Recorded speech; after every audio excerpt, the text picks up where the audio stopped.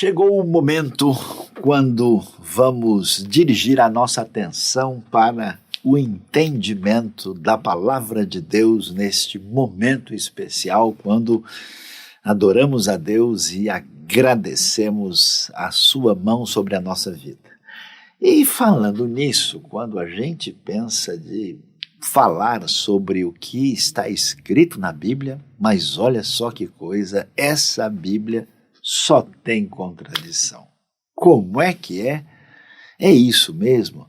Pois é, muita gente, eu tenho visto muitas pessoas falando, olha, o Saião eu não entendi aqui, eu estava lendo, mas como é que um texto fala uma coisa, outro texto fala outra?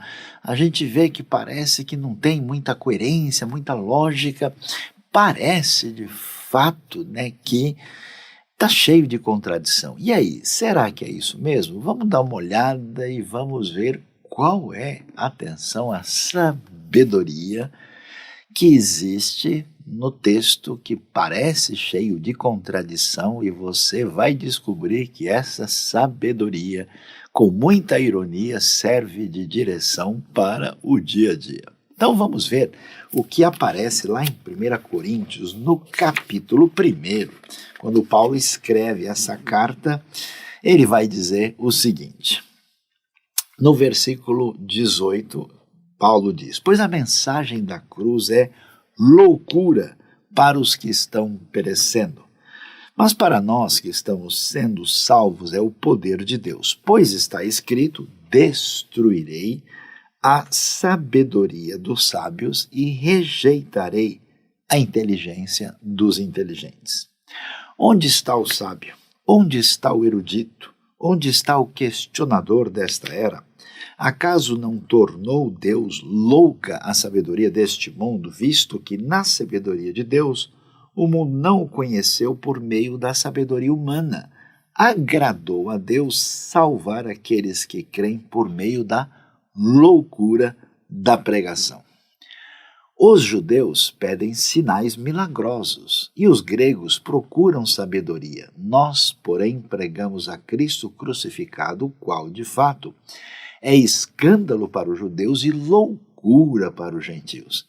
Mas para os que foram chamados, tanto judeus como gregos, Cristo é o poder de Deus e a sabedoria de Deus. Porque a loucura de Deus é mais sábia que a sabedoria humana, e a fraqueza de Deus é mais forte que a força do homem.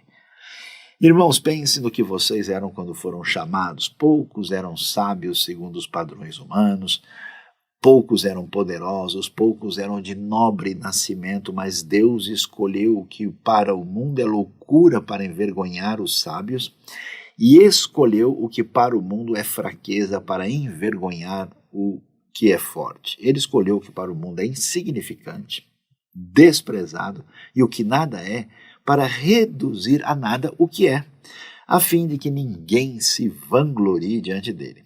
É, porém, por iniciativa dele que vocês estão em Cristo Jesus, o qual se tornou sabedoria de Deus para nós, isto é, justiça, santidade e redenção, para que, como está escrito, quem se gloriar, glorie-se no Senhor. Eu mesmo, irmãos, quando estive entre vocês, não fui com discurso eloquente, nem com muita sabedoria para lhes proclamar o mistério de Deus, pois decidi nada saber entre vocês, a não ser Jesus Cristo e este crucificado.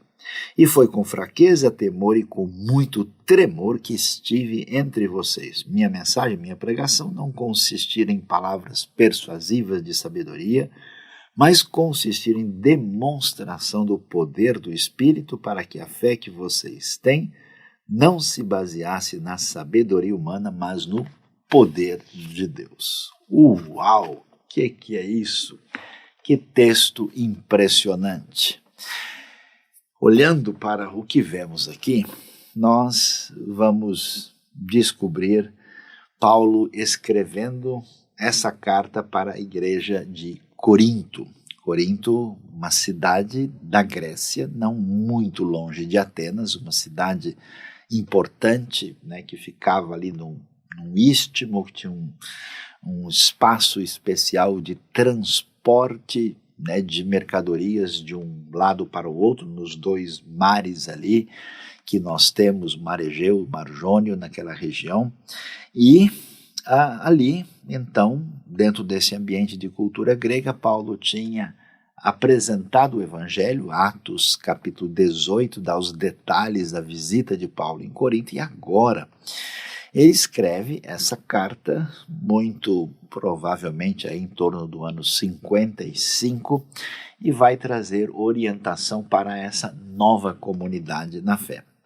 E o que acontece? Nós estamos aqui nesse ambiente onde existe toda uma procura por algum tipo de sabedoria especial que tenta explicar a realidade e a experiência humana diante dessa realidade. E aí nós temos os dois lados aqui. Você tem, né, aqui Paulo menciona, por exemplo, o judeu, que além da questão dos milagres, tinha o famoso erudito, que era o estudioso que procurava explicar a palavra, a lei divina, a partir de um critério que tivesse uma certa relação de coerência diante de todos.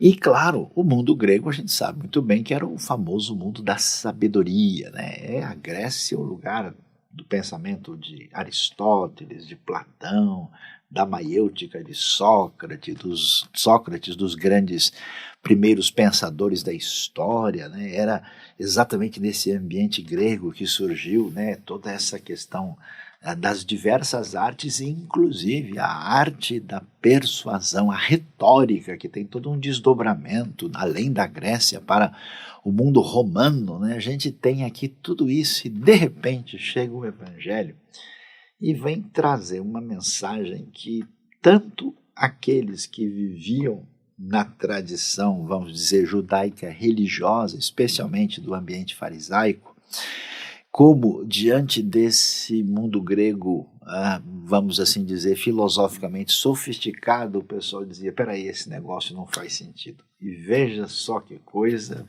por incrível que pareça, no fundo, o pessoal tem razão. Não é que a Bíblia é cheia de contradição. Vamos ver como é que funciona isso?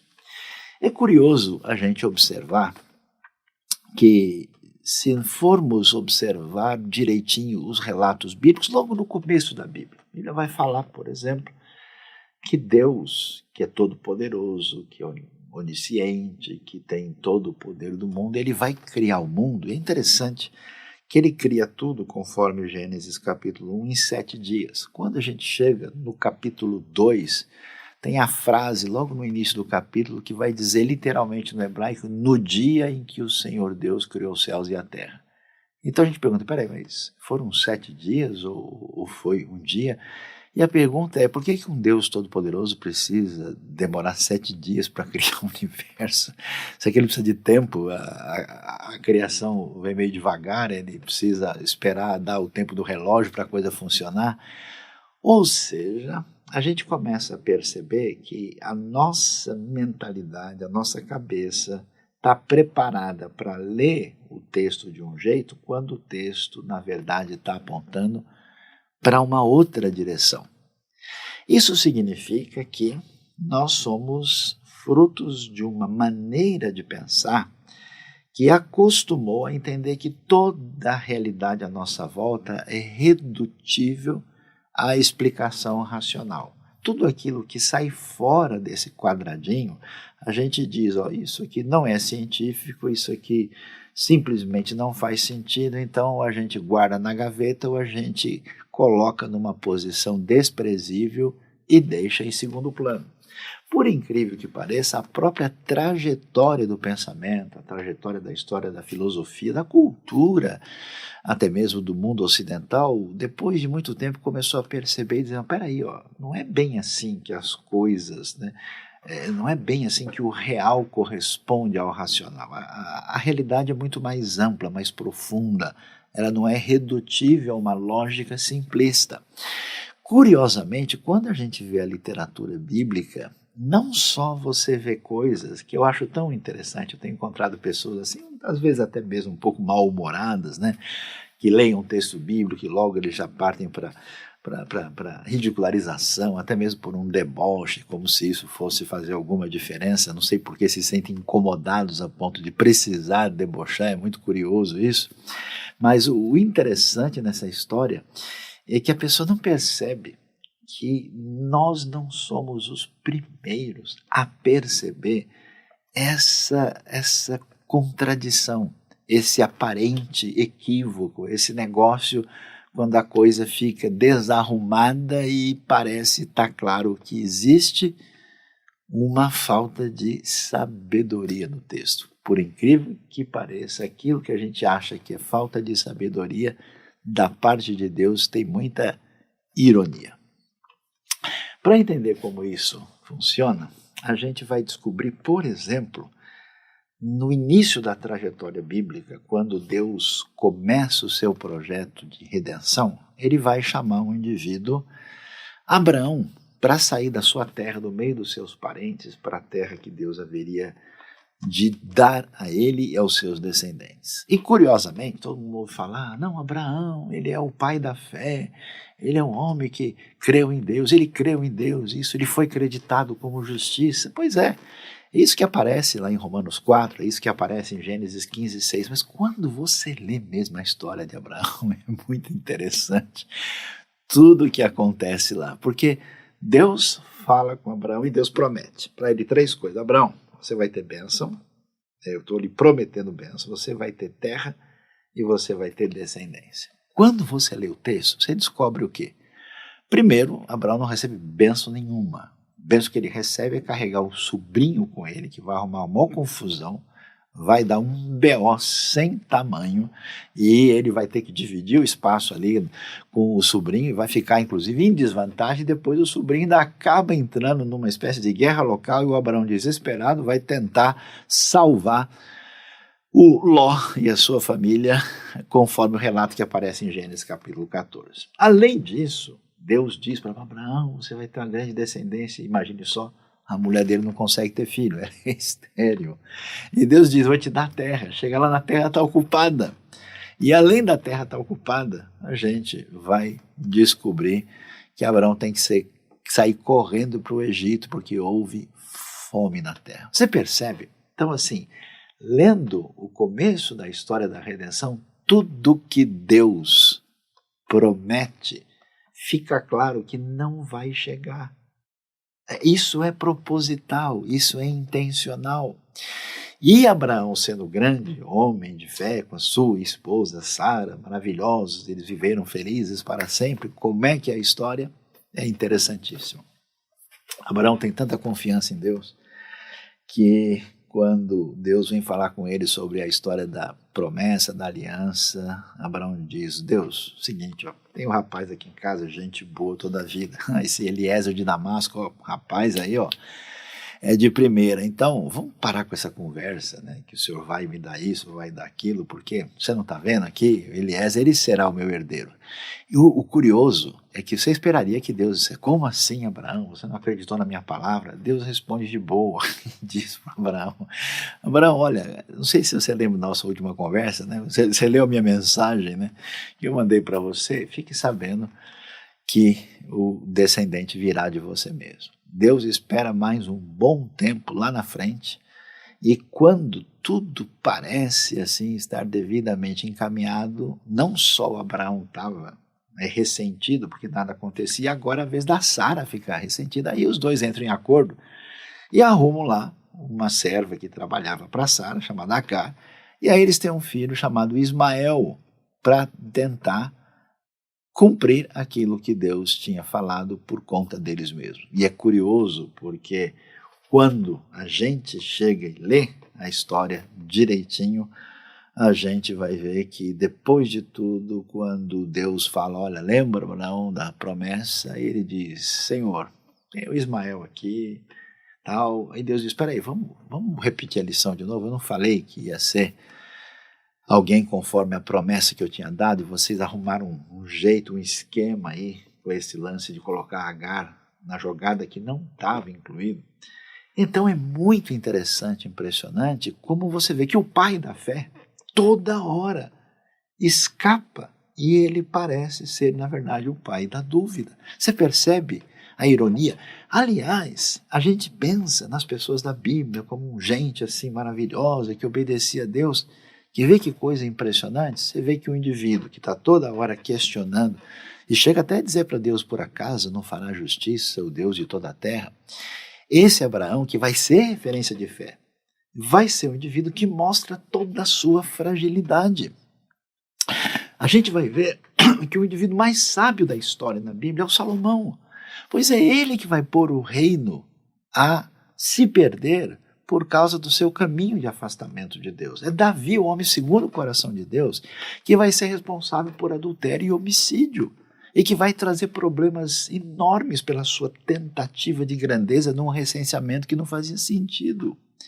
É exatamente Arão, aquele homem especial, o sumo sacerdote, que só ele podia entrar no Santo dos Santos uma vez por ano para fazer sacrifício em favor do próprio povo, no momento mais extraordinário da história de Israel, quando Deus está dando as tábuas da lei para seu irmão Moisés, e eles estão lá no meio do projeto da construção do tabernáculo. Arão, o homem sagrado, vai fazer o bezerro de ouro. Então você percebe que esses relatos bíblicos, eles apresentam para a gente uma coisa curiosa, que num certo sentido, no momento imediato, tem todo o sabor de contradição. Deus liberta o povo da escravidão para deixá-los no deserto no meio da aflição. Deus usa esses líderes que parecem ser pessoas promissoras e que a gente considera referência especial, e eles mostram uma fragilidade sem igual. Todo caminho bíblico é um caminho que, por definição, traz a ironia dessa contradição.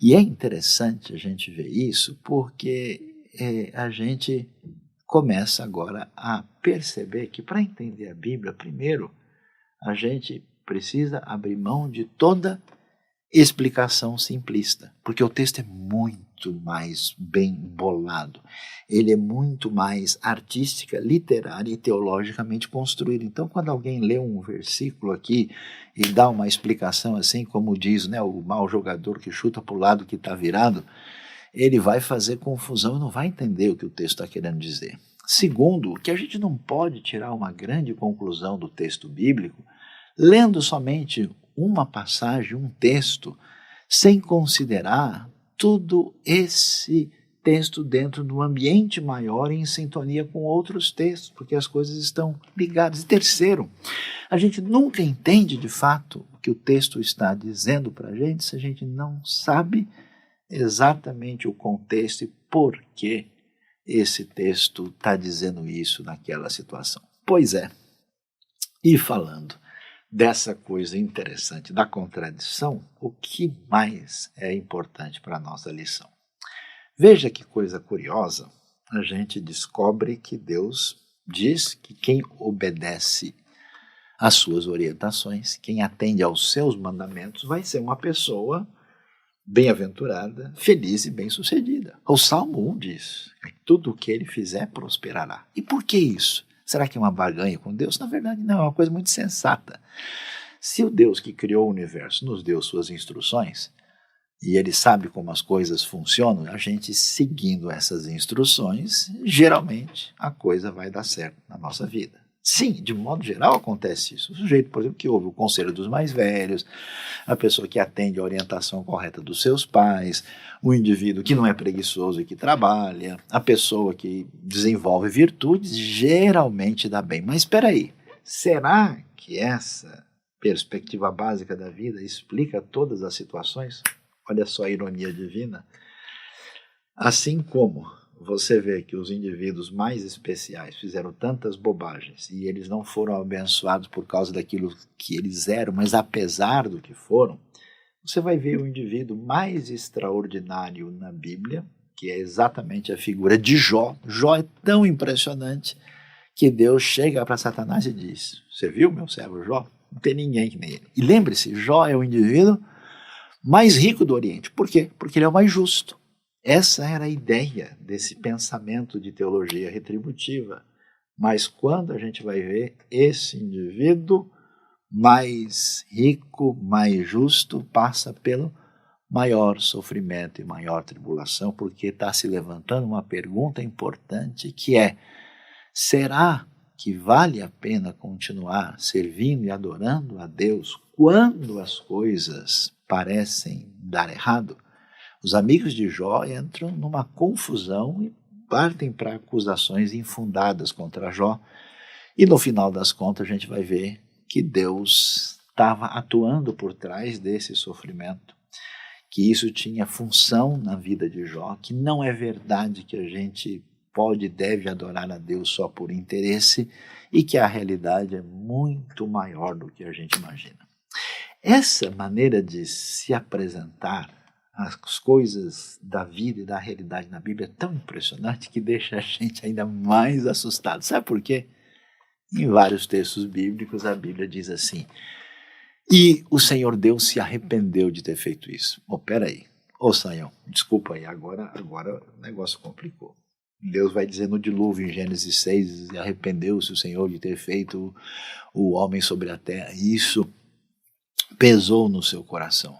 Depois, lá na frente, aliás, uma ironia muito doida, o profeta mais maluco, mais fora da curva, mais estranho, que é o Jonas, ele que vai ter o privilégio de trazer o maior avivamento da história do Antigo Testamento, esse profeta Jonas lá na frente, e o Senhor se arrependeu do mal que haveria de trazer sobre Nínive e não trouxe. A mesma coisa que acontece em Êxodo também, diante do pecado do povo. Que história é essa de Deus se arrepender? O que a gente pensa? Adivinhe? Não tem explicação. Que dor eu tenho nessa contradição. Mas será que essa é a explicação? É interessante. Se nós, conforme 1 Coríntios apresenta, estamos fundamentados no entendimento da vida, nas limitações da sabedoria humana, de uma lógica simplista, a gente de fato vai entrar em confusão, porque parece, que Deus está dizendo coisas diferentes. Lá em Números 6 ele falou: Deus não é homem para mentir, nem filho do homem para se arrepender. Deus, que legitima e valoriza a arte, manda construir querubins em cima da arca, até mesmo no momento difícil manda fazer uma serpente de bronze, e depois diz: não é possível, não é permitido fazer nenhuma imagem de escultura. Quer dizer, no momento, você entende, ele está questionando a idolatria, no outro lado ele está valorizando a arte ligada ao sagrado. Quer dizer, olhando com mais atenção, a gente começa a perceber, e olha que coisa, é claro que Deus não se arrepende no sentido humano nosso, que Deus, nossa, eu não sabia que ia acontecer isso, puxa, agora eu fui pego no contrapé aqui. Claro que não. Mas por que é tão importante dizer o Senhor se arrependeu? Porque, na verdade, essa atitude profundamente humana diante de uma circunstância que, vamos dizer, nos atinge profundamente, que nos leva a voltar atrás, que é esse arrependimento. Então Deus, assim como o pai e a mãe chega perto de uma criança e imita o balbuciar dela e se aproxima numa identificação tão significativa e marcada por uma postura amorosa, a Bíblia, em vez de dar uma linguagem técnica, filosófica, ontológica, ela vai e diz que a reação de Deus diante do erro, do pecado, das posturas humanas é tão forte, que ele identifica a sua dor com aquilo que é a marca mais forte da atitude pesarosa que acontece com o ser humano. É claro que isso não identifica a ação de Deus na sua essência, mas é absolutamente importante dizer que Deus se arrepende para a gente perceber a vivacidade, a força, a expressão literária poderosa para comunicar o quanto Deus se importa conosco. Você percebe? Então quer dizer que a ligação, a conexão das coisas está em outra parte que à primeira vista a gente não consegue enxergar. Olha que coisa curiosa. Assim como a gente olha no texto, e a gente vai descobrir o quê? Que é verdade que muitas pessoas que a gente imagina que seriam as pessoas de grande prerrogativa, de primazia, de destaque especial, que essas pessoas promissoras, que elas iriam longe demais, como a gente viu o caso de Davi, de Salomão, de outros mais, a gente começa a perceber um caminho assim contraditório na Escritura, no sentido de que tudo aquilo que parecia muito promissor, a gente vê que não vai dar tão certo assim como a sabedoria grega e a erudição hebraica, a gente descobre que aquilo que você jamais imaginaria, que não teria chance nenhuma, essas coisas ganham um espaço especial nessa santa loucura divina, nesse caminho de chamada contradição que, na verdade, é sabedoria de montão. Para você ver como esse elemento da surpresa divina aparece, deixa eu lembrar alguns aqui de um texto assim que a gente lê e fica até meio pensativo quando a gente vê Deuteronômio capítulo 23, verso 3. Diz o texto o seguinte: nenhum amonita ou moabita, ou qualquer dos seus descendentes, até a 10ª geração, poderá entrar na Assembleia do Senhor. Pois eles não vieram encontrar-se com vocês com pão e água no caminho quando vocês saíram do Egito. Além disso, convocaram Balaão, filho de Beor, para vir de Petor, na Mesopotâmia, para pronunciar maldição contra vocês. No entanto, o Senhor Deus não atendeu Balaão e transformou a maldição em bênção para vocês, pois o Senhor, o seu Deus, os ama. Não façam um tratado de amizade com eles enquanto vocês viverem. Você já viu que coisa interessante? Nenhum amonita, nem moabita tem qualquer chance no povo de Deus. Deus fala para os israelitas: vocês não se misturem com os outros povos, porque eles têm caminhos equivocados que vão levar vocês para se afastarem de Deus e entrarem numa situação complicada na vida. Quando você vai ver, o mesmo Deus que diz: olha, o primogênito é aquele que vai ser abençoado, vai agir tantas vezes na vida do mais novo.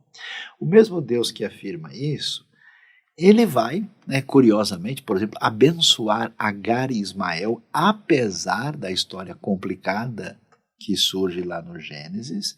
Esse mesmo Deus vai fazer com que um monte de estrangeiros subam com os israelitas saindo do Egito.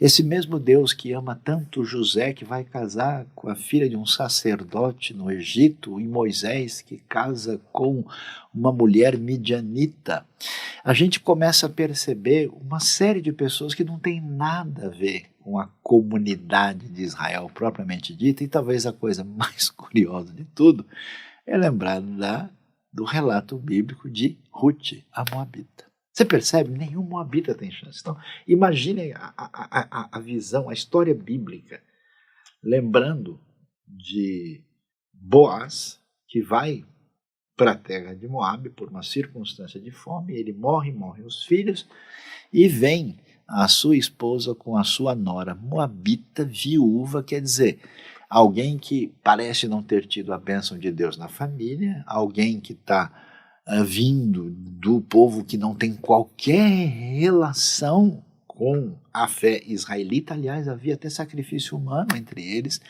Quer dizer, a história é extremamente inusitada. Curiosamente, ela vai fazer parte de uma maneira extraordinária de um casamento com Boaz que parece não fazer sentido para quem está vendo. É a santa contradição da sabedoria de Deus em ação, para se tornar a ancestral do rei Davi e, no final das contas, da linhagem messiânica que chega a Cristo Jesus, o Senhor. Então a gente começa a perceber que o caminho da ação divina, ela não pode ser vista de maneira simplista, ela não pode desconsiderar o relato na sua explicação mais ampla, e ela tem segredos, e tantas vezes você vê nessa sabedoria ou uma pitada daquilo que a gente pode chamar de divina ironia. E, num certo sentido, essa ironia aparece mais forte quando a gente lê esse texto de 1 Coríntios. Por quê? Porque, veja bem, pessoal, vamos conversar sério. Nós estamos num momento em que todo mundo assim está no ápice. Né? Então, o pensamento grego, né, a expressão máxima da filosofia, até hoje essa filosofia grega é respeitada no mundo todo e influencia diversas escolas de pensamento.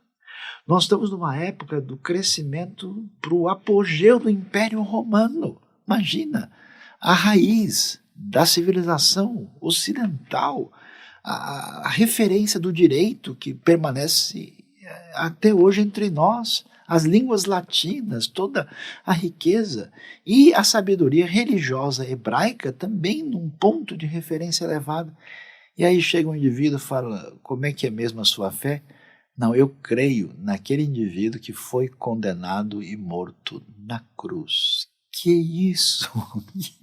Que coisa mais sem sentido.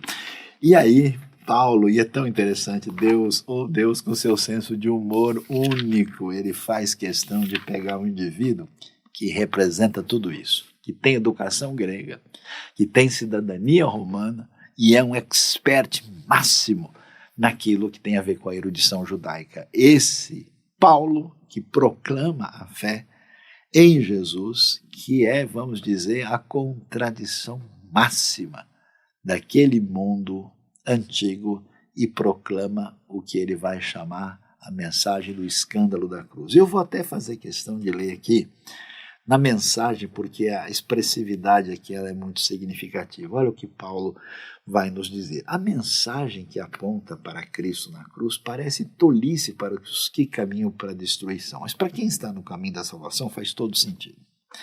Está escrito, destruirei a sabedoria dominante e mostrarei que quem se acha sábio é louco. Onde acharão alguém verdadeiramente sábio, educado e inteligente na época atual? Deus já não denunciou tudo isso como mera pretensão, palavras sem sentido? O mundo, com sua sabedoria fantasiosa, nem mesmo chegou perto do conhecimento de Deus. Por isso, em sua sabedoria, Deus decidiu usar o que o mundo considera tolice, pregação acima de tudo, para levar os que confiam nele ao caminho da salvação. Enquanto os judeus buscam milagres e os gregos correm atrás de sabedoria filosófica, nós prosseguimos anunciando Cristo o crucificado. Os judeus o consideram uma pedra de tropeço e os gregos um absurdo. Mas para nós, judeus e gregos pessoalmente chamados por Deus, Cristo é o milagre e a sabedoria absolutos reunidos numa única pessoa. A sabedoria humana é quase nada comparada com o aparente absurdo de Deus. Toda a força humana, nem sonhando, pode competir com essa fraqueza de Deus. Lembre-se de que quem vocês eram quando foram chamados para esta vida. Não vejo entre vocês muitos representantes da elite intelectual, nem cidadãos influentes, nem muitas famílias da alta sociedade. Não é óbvio que Deus deliberadamente escolheu homens e mulheres que a sociedade despreza, explora e abusa? Não é óbvio que ele escolheu gente do tipo Zé Ninguém para desmascarar as pretensões vãs dos que se julgam importantes? Fique claro que nenhum de vocês pode contar vantagem diante de Deus. Tudo que temos, cabeça no lugar, vida correta, pecados perdoados e novo início, vem de Deus por meio de Jesus Cristo. Daí o ditado, se alguém se orgulha, que se orgulhe por causa de Deus. Amigos, vocês devem estar lembrados da primeira vez que os visitei para deixá-los a par da grande jogada de Deus. Na ocasião, não tentei impressionar ninguém com discursos sofisticados ou com argumentos filosóficos. Decidi apresentar primeiro Jesus e quem ele é de maneira pura e simples. Depois falei de Jesus e do que ele fez, o Jesus crucificado. Não estava certo sobre como apresentar o tema. Sentia-me despreparado. Se querem saber a verdade, eu estava morrendo de medo. Assim, nada do que eu disse deve ter impressionado vocês. Mas mesmo assim, a mensagem cumpriu seu propósito. O Espírito e o poder de Deus fizeram isso, que deixa claro que a vida de fé que possuem é uma resposta ao poder de Deus, não o resultado de técnicas de manipulação mental ou emocional.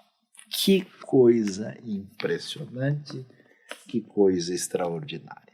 Então vamos pensar aqui sobre a importância disso para a nossa vida.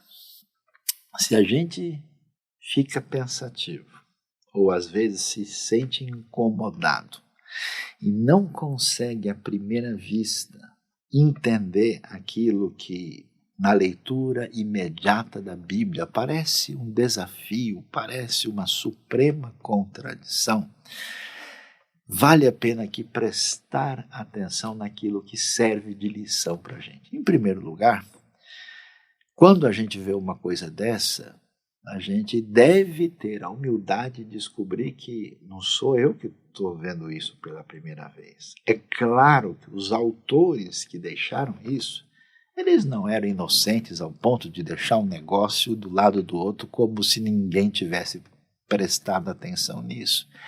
É muita pretensão da nossa parte achar que a gente descobriu um negócio que ninguém nunca olhou. Segundo, que à primeira vista, a gente, com a nossa mentalidade, com a nossa cabeça, com o nosso jeito de colocar as coisas num quadrado lógico simplista, a gente, de fato, não vai entender aquilo que está sendo apresentado, mas depois de se abrirem janelas de conhecimento, ou literários, ou culturais, ou do contexto da época, ou de conexão entre as partes, ou do entendimento até como as pessoas falavam, viviam, pensavam nos tempos anteriores, a gente descobre, puxa, não sabia que existe essa realidade. E depois, é importante, quando a gente lê um texto, saber, por exemplo, o que é que o autor está querendo dizer. Aqui vem dois exemplos muito fáceis e simples. Há um tempo atrás, alguns estudiosos foram ler os livros de crônicas e eles leram e ficaram incomodados, falando, puxa, mas lá nos livros de Samuel e Reis, a gente tem tanta coisa que no livro de crônicas não foi apresentado que deve ter uma razão para isso. E aí eles fizeram a seguinte acusação, não, que o pessoal que escreveu crônicas estava ligado à casa de Davi, a essa herança, né, que vinha de Judá, que tudo aquilo que era negativo sobre Davi e Salomão, eles resolveram esconder e só contaram a parte boa. Por que pensavam assim? Porque pensaram com preconceito, com raciocínio puramente político e econômico. Quando você vai entender o que acontece em Crônicas, o que houve? O povo saiu da Babilônia, voltou para Judá, está reconstruindo o templo, está reconstruindo Jerusalém, está retomando a vida. E eles querem olhar para a história, mas olhar de uma maneira positiva para construir o futuro. Então, em Crônicas, a gente tem mais ou menos o que a gente pode ver assim, é que levanta, sacode a poeira e dá a volta por cima. Se o pessoal tivesse má intenção, eles teriam tentado destruir a história antiga de Samuel e Reis, e ela está aí para todo mundo ver. Agora, quando eles estão interessados em consolar o povo, em trazer uma mensagem positiva, em construir para o futuro, eles reforçam tudo aquilo de positivo para construir na direção adequada. Percebe? Tem outro pessoal que começou a ler o livro de Atos, e é muito interessante isso, porque se tem alguém que a gente precisa olhar no Novo Testamento com muito medo, é o povo romano. Porque os romanos são donos do mundo. A gente sabe quem é César, a gente sabe quem foi Pôncio Pilato. Jesus morreu porque foi morto pelos romanos. Os romanos mataram Jesus. Pôncio Pilatos foi o representante legal. Jesus morreu por uma crucificação que é uma pena de morte instituída pelo Estado romano. É claro que houve participação dos religiosos de Jerusalém, é claro que houve uma situação mais ampla, mas a pena propriamente dita foi essa. E os romanos estão dominando a terra de Israel. Os judeus traidores são esses publicanos que trabalham para o Estado romano, que é o caso de gente como Mateus, como Zaqueu, que são odiados por todos. E quando a gente vai ler o Novo Testamento, o que acontece? Você vê um estranho namoro da fé cristã com esse mundo romano. E aí já vem o pessoal que não sabe lidar com a ironia e com a intenção do texto, dizer, não, está vendo? Esses documentos foram criados por romanos para tentar fazer um movimento político e influenciar os judeus que incomodavam. Que loucura! O que acontece? O Evangelho vai deixar bem claro, como Paulo mostra para a gente, olha, tanto gregos como judeus que foram alcançados por essa graça, eles são atingidos por esse chamado de fé, e ele atinge a todos, inclusive romanos. Então a grande ironia é que Lucas, quando escreve Atos, o tempo todo mostra que o Evangelho não é ameaça para o governo romano, porque ele não é um movimento político. Não tem intenção de derrubar o imperador. Ele tem intenção de mostrar que a salvação de Deus chegou. Por isso, quando aparecem Romanos em Atos, eles suavizam. Inclusive, Paulo está indo na direção de chegar no centro do mundo que é Roma. É interessante que o primeiro que abre o coração no mundo gentílico para o Evangelho é Cornélio, que é um militar romano. Então você percebe aquela força algoz que parece problemática e que significa a destruição da fé, é exatamente a primeira que recebe o Evangelho, e Roma, que é o lugar da grande perseguição, se tornará centro de grande multiplicação de fé, porque Deus gosta da coisa com emoção, por isso ele inverte o caminho da contradição. E o interessante nessa história, se a gente acha que viu uma contradição na Bíblia, a gente não viu nada. Essa Bíblia só tem contradição. E qual é a contradição maior? É a bendita pessoa de Cristo Jesus, nosso Senhor. Por quê? Como assim? Deus infinito pode encarnar na figura de um nenê em Belém da Judéia? Como assim Deus pode se tornar um de nós, sentir as nossas dores? Como assim a vitória divina se dá na sua morte? E morte diante de um império perverso, mau, pagão, como é o caso do Império Romano? E como assim nossa grande referência é um crucificado tratado como bandido pelo Império Romano, que disse coisas absurdas do ponto: amem os seus inimigos, orem por aqueles que perseguem vocês. Por isso a minha palavra para você é: se você quer receber esta mensagem com seu poder fenomenal, você precisa deixar de ser normal. Sim, porque o Evangelho é loucura e nunca vai poder ser explicado dentro da nossa limitada capacidade do nosso entendimento. Por isso, a coisa mais estranha de tudo, no final das contas, é o que Paulo vai dizer aqui. Pessoal, vocês viram o que os judeus estão procurando. Vocês viram o que os gregos estão fazendo.